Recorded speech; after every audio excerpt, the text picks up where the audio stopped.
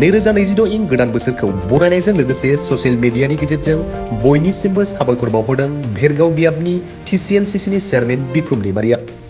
बयनिबो गोदान थांखि गोदान मिजिंफोरखौ गोदान बोसोरनि जुरिजेननायजों जाफुंथों आरो बयनिबो मावनो लानाय खामानिफोरा जाफुंथों होननानै फोरमायो बिक्रम दैमारि। थुलुंगा गोनां बिबुंथिजों गावनि आंगो गामिनिफ्राय बयनिसिमबो साबायखर बावहरो आरो गावनि आंगो सुबुंफोरजों गोदान बोसोरनि रंजायो बिक्रम दैमारि। गेदेरखौ मान होनाय लोगोसे उन्दै गेदेर रंजा खुसि बायदि रोखोमनि गेलेनाय गेलेयो आरो बायदि रोखोमनि हाबाफारिजों गोदान बोसोरखौ मिनि खुसियै बारहोहरो।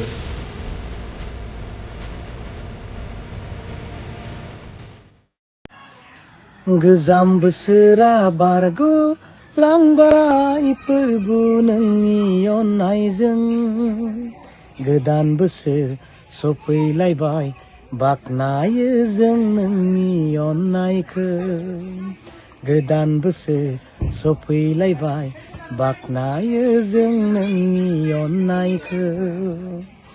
गोदान बोसोरनि मुङै बयखौबो खुलुमहरबाय आरो बयखौबो आंनि अननाय आरो आंनि गोथार मोजां मोननायजों नोंथांमोनखौ आं बराय हरबाय।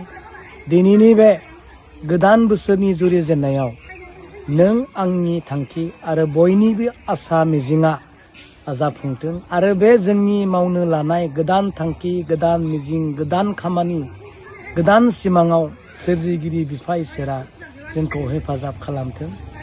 दिनैनि दिननिफ्राय जोंनि साननाय जोंनि मोनदांथि आरो जोंनि थांखिफ्रा गोथार जाथों बेखौनो बिनानै जों इसोरनियाव जों गथायो।